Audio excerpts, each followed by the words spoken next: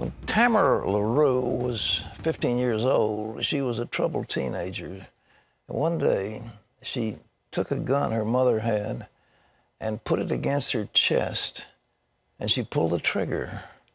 Her body was rushed to the hospital, but she said her soul went somewhere else. I was convinced that there was no way to live a completely happy life. And if I couldn't live happy, I didn't want to live at all. It began with a divorce, a broken home. And I believe that through that, my mentality began to form and began to develop a sense of rejection because I didn't understand. I was a small child and didn't understand adult things. And so I felt the breakup was all about me. That sense of rejection just really grew. I began to perceive myself as a burden to other people.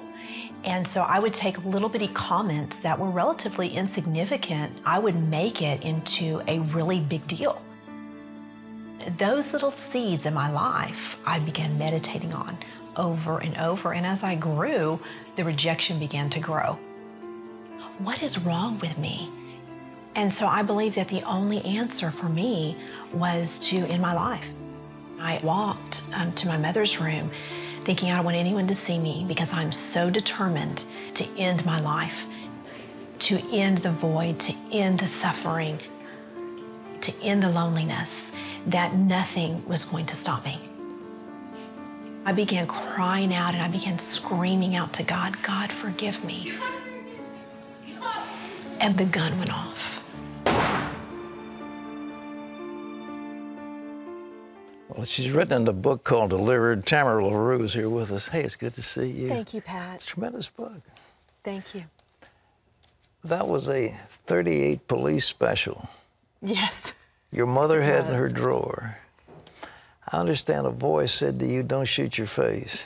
It did, Pat. When I was headed on my mission, I was so determined not to live. And when I held the gun initially, I placed it up to my head. And a voice spoke to me and said, remove that from your head and place it at your heart. And I argued with this voice, and I said, no, because I am going to complete this mission that I have started with. Yeah. And so all of a sudden I get a vision of what I would look like if I was, to some bizarre reason, survive that. And then I got a vision of what I would look like, and I felt a compassion for my family. And so I listened to the voice, and I removed the gun from my head, and I placed it down at my heart. You pointed to your chest. You had it straight going down this way into your heart. I did. I knew where my heart was, and so I took the gun, and I aimed it directly for my heart because I was not going to miss. And I wanted that gun to send me into eternity because I was so desperate for my pain and my suffering to end. So you pulled the trigger and there was a loud bang, and then what happened? Pat, when I pulled that trigger, I knew my body was dying. I felt the blood rushing through my lungs. Death gripped my body. I became blind. I became deaf. And as my soul left my body, I began traveling faster than the speed of light. And I began falling and falling and falling. And all of a sudden, this explosion happened on the inside of me. It was as if there was like a sulfuric type acid burn that consumed me in every way. It was so hideous and terrifying. There are no words to describe the level of pain and the type of burn that I was experiencing. What was it? It was hell, Pat. It was what the Bible describes as hell. It was the fire of hell. And when I looked around, not only was I in a place of death, but I now had become death. I was no longer in a place where there was peace. I was in a place of total torment. Were you terrified? I had become fear. Oh, you've become fear. I had become a being of fear. You know, the Bible describes that death is the absence of God. Yeah, yeah. And so in the absence of God, in the absence of anything good, your soul actually transforms into a being of fear, which is the opposite of love. So my being, my person turned into a being of fear, a being of pain, a being in total isolation. There weren't anybody else around you. Pat, I could look out and I could see thousands, millions of people that were all around me, but I was unable to communicate with them. Was it like a lake? Was it molten? It was like I don't know that it was like a lake. There was it's hard to describe. I guess you could say it was like, it was a huge sea of people. Yes, and there were many, many chambers that were all around me. And all of the people that were there were in the same formless being, screaming out in agony, in total terror, in a hideous scream. Then there was no end to it, Pat. There are no words to describe how horrific this was. They were screaming in agony. They were screaming in agony, and because they had become total beings of death. Yeah. And that's hard for the physical mind to understand those things. But when I would look at it, I remember looking at an individual particularly, and they were as close to me as you are. And when I saw them, Pat, I knew everything about them. I knew every sin they had committed. I knew my knowledge about their life was completely full.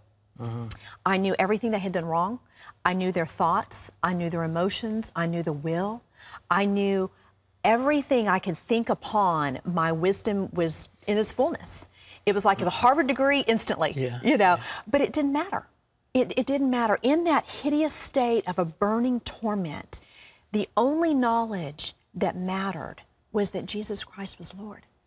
And here I am in this state of agony, indescribable agony, and the only thing that mattered was that I never surrendered to the lordship of Jesus Christ. Was this like regret in your mind as part of that fear? Absolutely regret.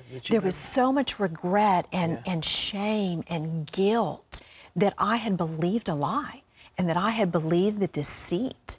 And when I looked out across the lake, across the heavens, I could see the entire universe, Pat. And it was like the earth was magnified. And there was a mutual feeling, a mutual understanding of everyone, the thousands, millions of people that were there with me, that we did not want anyone to go where we were. We wanted people to go back to earth and warn everyone, don't believe the lie, do not be deceived by your enemy, do not come here.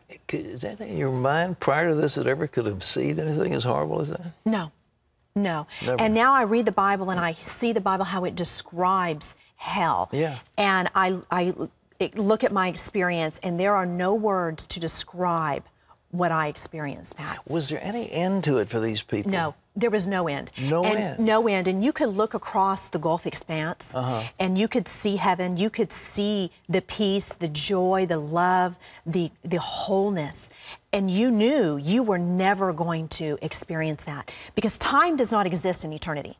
Time does not exist at all. And so you know you are there forever with no relief. The burn will never stop. The screaming will never stop. And the only thing you can do is hope that no one else will come where you are. It's the most horrible prospect when you think of it. I mean, human mind can't conceive of anything as absolutely awful as that. You cannot. The human mind cannot, in our physical state, cannot understand spiritual things at all. But you know, Pat, what is so amazing is God's love was so incredible that before I actually shot myself, I cried out to God to forgive me. And in that cry of desperation of forgiveness, God heard me. And He is so faithful to His word and to His promise that in my screaming and in my agony and in the revelation of what I experienced, God came down from heaven, and this hand scooped me up, Pat, and picked me up. And I realized I was not in hell because I shot myself. Because no act can take you to hell as if no act can take you to heaven. We are saved by faith. And so I realized that I wasn't there by my actions. I was there because I didn't receive Jesus as my Lord. And so when this hand picked me up and took me over the vast expanse, took me over that gulf fix, And it's huge, but to God it's just like a simple, But that's a what simple Jesus dividing said line. in the parable. There's a great gulf between us fixed. Yes. And there was a great gulf. A great gulf, and it was of nothingness. Yeah. Dark, just nothingness. And when I went over that, and I entered into God's presence, Yeah. Pat, now, you can't describe God's presence either, but it was love. And I had now left a place of death and torment and darkness. And now I had entered into a place of love and light. And I experienced God's wholeness. I experienced His grace and His mercy. And there was unity with Christ that is indescribable. My pain was gone. My torment was gone. And I was in this presence of total wholeness. And you could see the lights, the beauty of the stones and the lights reflecting in heaven. And the very sight of them was rejuvenating and just energizing. And they it was were communicating magnificent. with each other. The people were talking. Oh yes, they were all communicating. However, I was restricted. You were. I was not allowed to take part in any of that. Although I knew that was going on and although I saw those things, I was not allowed to take part of that or to see many things in detail. There was many things understood, and the knowledge was free and wisdom was free. And so as I traveled over the heavens and I was cleansed of my sin, and I came back, and you know, there are, in the spiritual world, you're not confounded to the restrictions of the physical world. And so I came right back into the roof of my home, and they laid my body, the vessel of God laid my body back, my soul back into my body.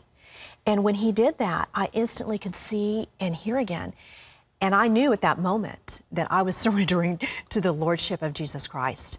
And I knew that whatever I was facing, the stigma of suicide, the stigma of everything that I had to face, was going to be okay. Would you come back in? Was it an operating room? You came back into your home? No, I came back into my home. You did? I came back into my home because when I had gone in there, I was isolated. Nobody knew that I had gone in there alone. So I don't know how long exactly I was out of my body, but when I had come back, that was when I had called for my mother to come and help me, and that was when she called the ambulance.